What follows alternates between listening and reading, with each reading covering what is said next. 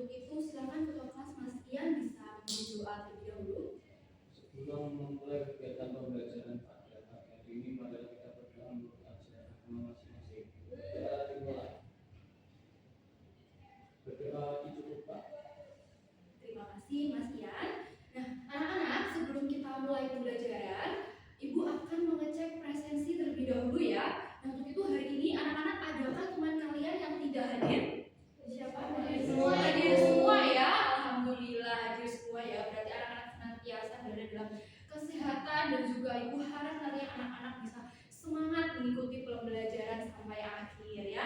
Nah, untuk itu anak-anak coba sebelum mulai pembelajaran Ibu ingin mengecek semangat anak-anak terlebih dahulu ya. Dan jadi nanti ketika Ibu berkata semangat, anak-anak menjawab apa anak-anak? Luar biasa. Baik, sudah hafal ya anak-anak. Nah, langsung saja ya kalau begitu. Semangat. Luar biasa. Sekali lagi, semangat. Luar biasa. Sekali lagi yang lebih keras. Semangat. Luar biasa. Baik, tepuk tangan untuk kita. Terima kasih ya anak-anak. Sudah terdengar semangat semuanya ya. Berarti sudah siap mengikuti pembelajaran pada siang hari ini. Baik, untuk itu anak-anak kembali ke materi pada pertemuan hari ini, bahwasanya minggu lalu Ibu juga sudah sempat menyampaikan jika hari ini kita sudah mulai masuk materi pada bab berapa anak-anak? Bab 2 ya anak-anak. Nah, jadi kita hari ini akan belajar mengenai teks berita. Nah, sebelum itu anak-anak coba perhatikan layar salibia yang sudah Ibu tampilkan. Nah, di sini anak-anak tertera beberapa tujuan pembelajaran yang akan dicapai pada pertemuan hari ini. Bisa diperhatikan bahwasanya terdapat 3 tujuan. Yang pertama yaitu nantinya anak-anak akan terampil mengidentifikasi unsur-unsur teks berita dalam tayangan audiovisual secara tepat. Kemudian yang kedua yaitu terampil menganalisis keterkaitan antar unsur dalam teks berita audiovisual. Kemudian yang terakhir nanti anak-anak terampil dalam menafsirkan makna tersurat dan tersirat dalam teks berita audiovisual secara logis. Begitu ya anak-anak. Ibu baru saja sudah menyampaikan beberapa tujuan pembelajaran pada pertemuan hari ini. Nah, untuk itu sebelum masuk pada pembelajaran ini atau praktik dalam membaca dan memirsa, apakah ada yang ingin ditanyakan terkait tujuan pembelajaran yang baru saja Ibu sampaikan? Tidak ada ya? Semuanya sudah memahami? Sudah? Baik, terima kasih. Jika anak-anak sudah memahami, langsung saja ya anak-anak, hari ini Ibu akan mengajak anak-anak untuk memirsa tayangan video berita aktual yang baru saja terjadi atau masih hangat akhir-akhir ini baru saja terjadi ya. Baik, langsung saja anak-anak bisa diperhatikan ya.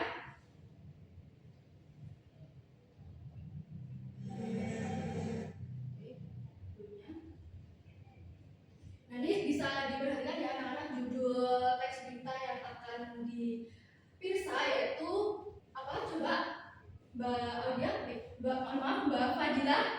Jadi tugasnya dulu kan ini tentang kecelakaan Kak ada dalam seminggu. Baik, tepat sekali. Nah, silakan anak-anak bisa dicermati ya, bisa dipirsa dengan seksama.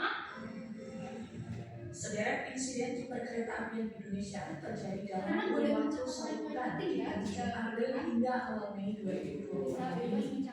Rangkaian insiden ini terjadi di wilayah Bekasi Timur, Blitar, dan yang terbaru di Kabupaten Grobogan, Jawa Tengah.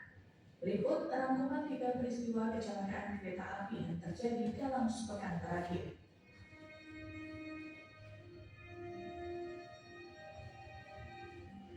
Peristiwa yang paling menjadi sorotan di Indonesia adalah kecelakaan yang melibatkan KRL Komuter Lain dan KA Argo Bromo Anggrek di stasiun Bekasi Timur pada Senin 27 April 2026.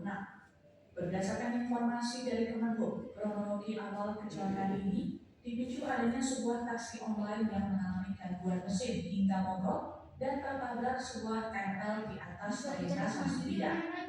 Akibat kejadian tersebut, rangkaian KRL harus dievakuasi dan ditetapkan sebagai perjalanan luar biasa. Dampaknya, petugas menghentikan satu rangkaian KRL lainnya yang mengarah ke Cikarang di peron stasiun Bekasi Timur. Namun, KA Argo Bromo Anggrek relasi Jakarta-Surabaya melintas dan tidak sempat berhenti sepenuhnya sehingga menabrak KRL yang sedang berhenti. Lokomotif KA Argo Bromo Anggrek tersebut menghantam gerbong paling belakang yang merupakan gerbong khusus wanita. Berdasarkan data per 29 April 2026, total korban meninggal dunia sebanyak 16 orang, sementara 90 lainnya luka-luka. Kini pihak kepolisian tengah melakukan penyelidikan terhadap kedua kejadian tersebut.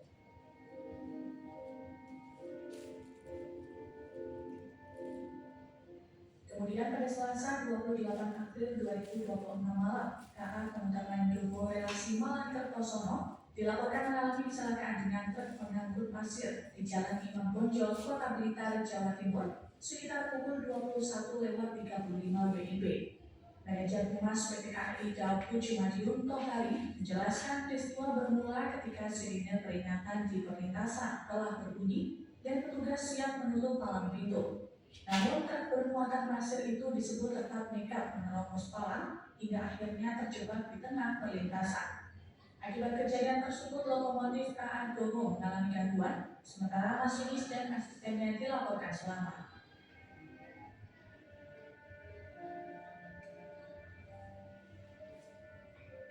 Sementara pada Jumat 1 Mei, kecelakaan kereta api kembali melibatkan KA Argo Bromo Anggrek. Peristiwa tersebut bermula ketika mobil yang membawa 9 penumpang melintas menuju arah Purwodadi, namun tiba-tiba berhenti di atas rel karena mesin mati. Pada saat yang sama, KA Argo Bromo Anggrek melaju dari arah selatan hingga tabrakan tak terhindarkan. Akibat insiden tersebut, 4 orang meninggal dunia, sementara 5 lainnya luka-luka.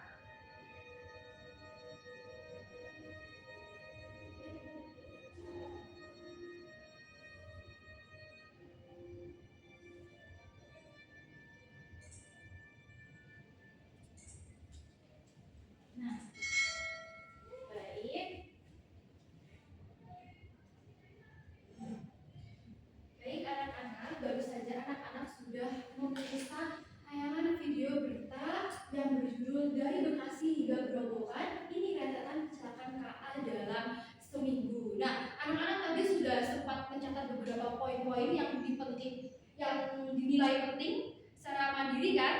Sudah anak-anak? Sudah. Nah, baik. Langsung saja kalau begitu Ibu akan membagi lembar kerja ya anak-anak. Sebentar.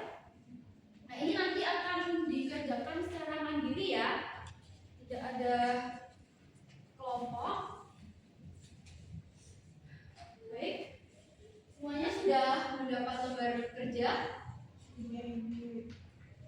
Baik. Anak-anak bisa langsung memperhatikan petunjuk pengerjaan. Di situ sudah tertera pada yang pertama tadi anak-anak sudah memirsa video berita. Kemudian langkah yang kedua ini silakan anak-anak dapat langsung mengerjakan kegiatan yang pertama, kegiatan yang kedua setelah memirsa, yaitu mengidentifikasi unsur-unsur apa saja yang ditemukan dalam tayangan video berita yang baru saja Ibu tayangkan. Seperti itu ya anak-anak. Coba bisa langsung dikerjakan anak-anak. Ibu.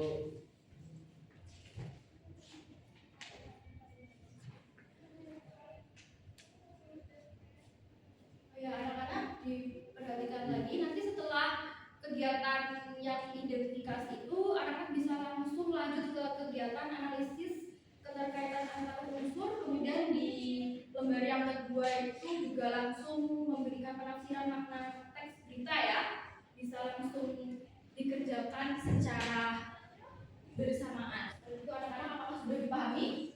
Sudah Ibu. Sudah. Baik, Ibu beri waktu 3 menit untuk mengerjakan. Silakan anak-anak.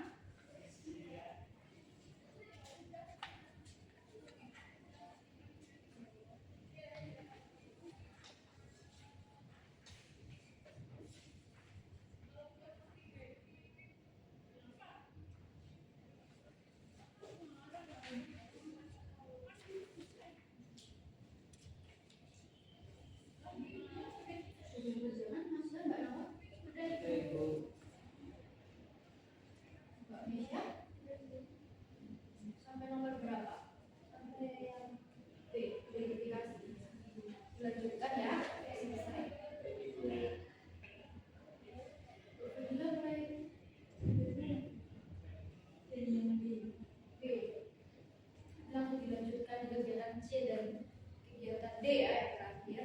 Iya Ibu.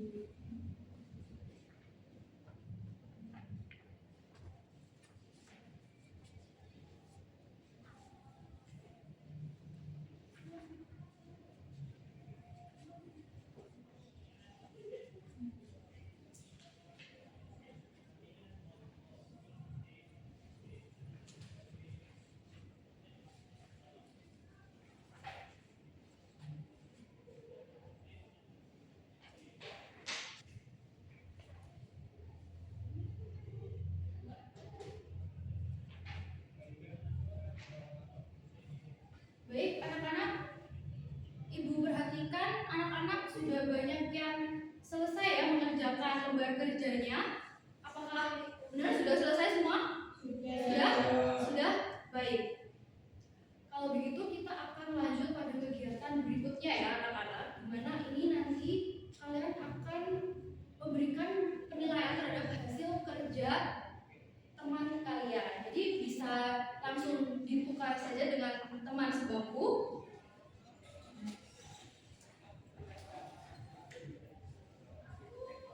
Baik, sudah ditukar semuanya? Sudah.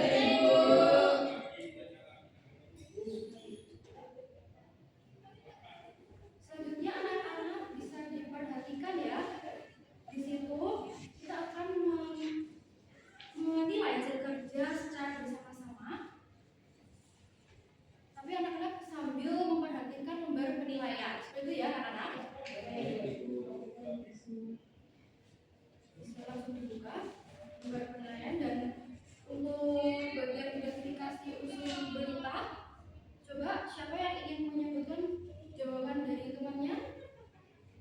Mbak Fadila mungkin unsur-unsur jawaban dari Mbak Mesya tadi bisa disampaikan apa saja? Ada unsur apa, yaitu rentetan kecelakaan kereta api di beberapa wilayah Indonesia dalam 1 pekan. Yang kedua bagaimana jika di Timur, Blitar, dan Gerobokan Jawa Tengah. Yang ketiga kapan di penghujung April hingga awal Mei 2026. Yang keempat siapa ARL komuter lain KA Argo Bromo Anggrek, komuter lain Dowo, pengemudi taksi online, sopir truk pasir, penumpang kereta, dan pihak kepolisian.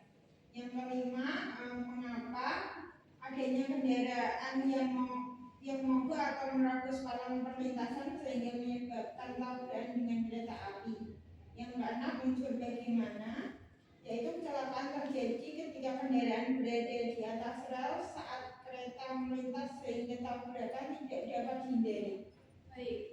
Anak-anak, apakah jawabannya sama dengan apa yang sudah disampaikan oleh Mbak Fadila? Kurang lebih sama atau ada yang berbeda atau ada yang kurang? Bisa diperhatikan ya, jika ada yang kurang bisa langsung disesuaikan dengan memberikan penilaian skor yang sudah Ibu cantumkan pada lembar penilaian. Itu anak-anak. Kemudian langsung pada kegiatan yang kedua yaitu analisis keterkaitan antar unsur. Langsung Ibu bacakan ya jawabannya. Diperhatikan jawaban temannya nanti. Nah dari sini peristiwa kecelakaan kereta api yang terjadi di Bekasi, Timur, Blitar, dan Gerobokan ini menunjukkan unsur di mana yang juga tadi berkaitan dengan unsur-unsur berita lainnya.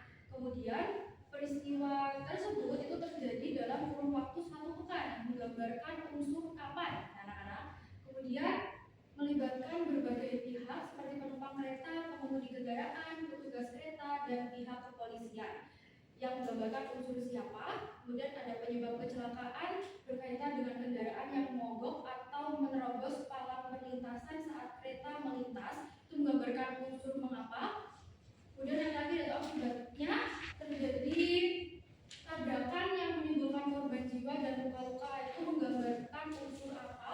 Kemudian seluruh dari berdasarkan beberapa yang sudah Ibu sampaikan tadi, bahwasanya seluruh unsur-unsur itu saling berkaitan sehingga membentuk informasi berita yang utuh, jelas, dan logis ya. Itu anak-anak.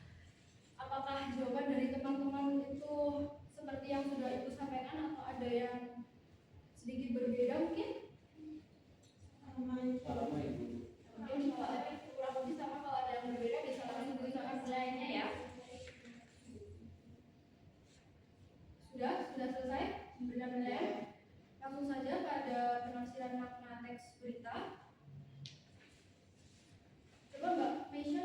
menyesuaikan pada makna tersurat apa jawaban yang dituliskan. Jadi makna tersurat yang disampaikan ini punya teman saya yang Mbak Fadilah tulis di sini itu adalah terjadi beberapa kecelakaan kereta api dalam satu pekan di Indonesia. Yang kedua yaitu kecelakaan yang menyebabkan korban meninggal dan luka-luka. Yang ketiga, polisi melakukan penyelidikan terhadap kecelakaan. Kemudian fakta tersiratnya yang pertama yaitu kesadaran masyarakat terhadap keselamatan di perlintasan kereta masih rendah. Yang kedua yaitu kelalaian kecil dapat menimbulkan dampak besar dan membahayakan banyak orang. Dan yang ketiga perlu evaluasi dan peningkatan keamanan transportasi di perlintasan kereta api. Baik, itu jawaban dari Mbak Fadila ya, sudah Mbak Mesya sampaikan. Nah, untuk teman ibu izin ke toilet ibu. Baik, boleh, silakan. Nanti balik lagi ya Mbak. Iya ibu. Nah, anak-anak bisa diperhatikan ya jawabannya. Jadi kurang lebih jawaban dari Mbak Mesya yang disampaikan berdasarkan jawaban dari Mbak Fadila itu tadi juga sudah cukup tepat anak-anak. Jadi anak-anak bisa menyesuaikan jawabannya apabila sama bisa langsung diberi penilaian pada skor tertinggi, apabila ada kekurangan bisa diberi penilaian pada skor di bawahnya. Seperti itu anak-anak, bisa dipahami? Bisa ya Bu, baik tentu saja. Sudah bisa ramani.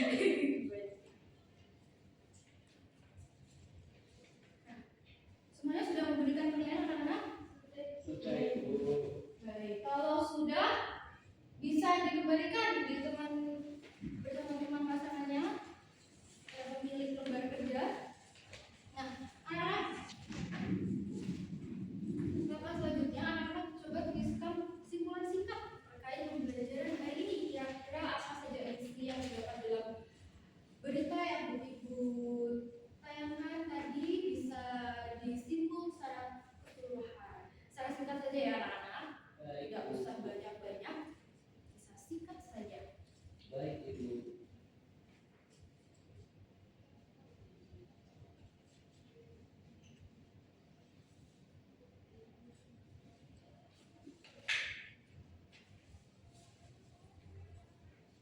Baik, sudah menuliskan simpulan.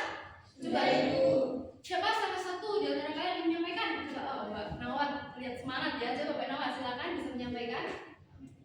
Terkait berita yang ada di video tadi yaitu itu membahas tentang beberapa kecelakaan kereta api yang ada di beberapa wilayah Indonesia akibat kendaraan berada di perlintasan kalau saat kereta akan melintas.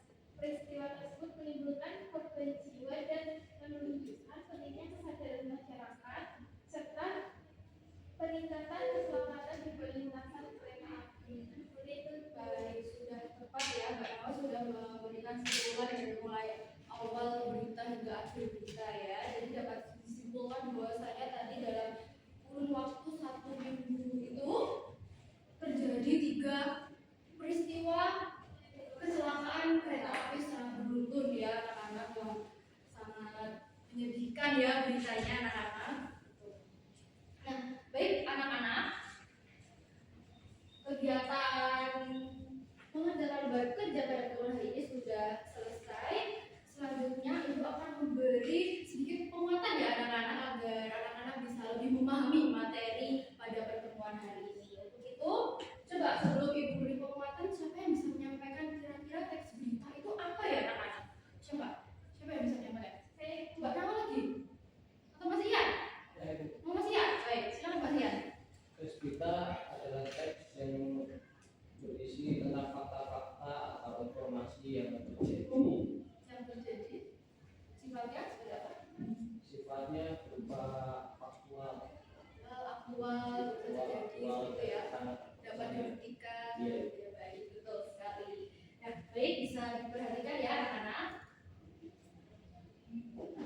Jadi anak-anak, teks berita ini adalah teks yang menyajikan informasi mengenai suatu peristiwa atau kejadian aktual yang terjadi di masyarakat. Nah, informasi yang terdapat dalam teks berita ini disusun berdasarkan fakta yang dapat dipertanggungjawabkan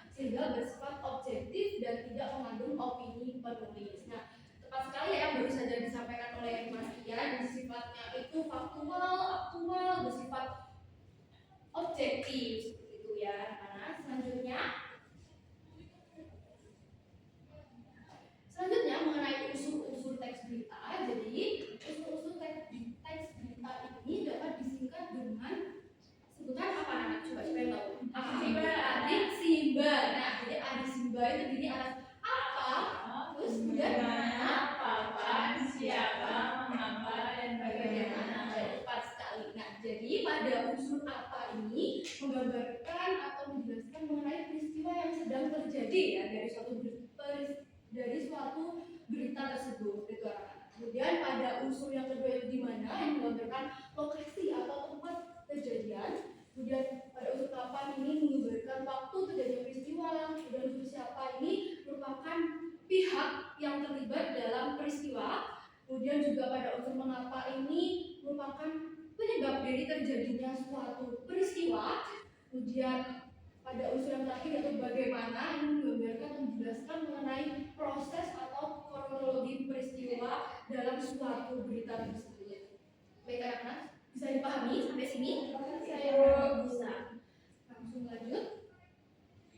Nah, berkaitan dengan apa saja keterkaitan unsur-unsur dalam teks berita. Di sini ada unsur apa atau suatu peristiwa dalam berita ini dijelaskan oleh bagaimana atau unsur bagaimana yang menggambarkan suatu proses gitu anak-anak. Kemudian yang kedua ini yaitu ada unsur mengapa, ini menjelaskan penyebab dari terjadinya suatu peristiwa menggambarkan dari unsur apa. Kemudian pada unsur siapa ini terlibat dalam peristiwa yang terjadi, balik lagi berhubungan dengan unsur apa. Dan jadi yang terakhir ini ada unsur di mana dan kapan, dan unsur kapan juga memberikan konteks kejadian. Jadi sudah sangat jelas ya anak-anak bahwasanya secara keseluruhan unsur-unsur yang terdapat dalam berita itu tentunya saling berkaitan satu sama lain. Seperti itu ya anak-anak. Bisa dipahami?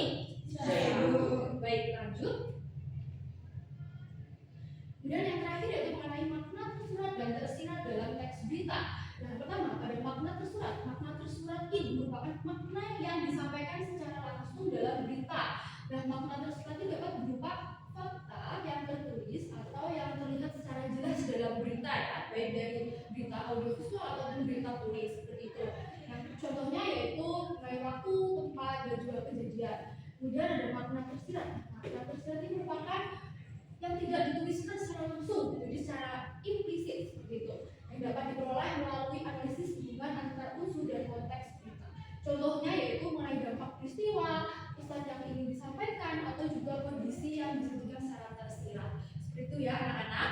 Nah, itu saja materi penguatan yang sudah Ibu sampaikan sampai sini. Apakah ada yang ingin ditanyakan? Sudah paham semuanya? Sudah? Baik, selanjutnya anak-anak dikumpulkan ya, lembar kerjanya bisa dikumpulkan kepada Ibu. Terima kasih sudah dikerjakan.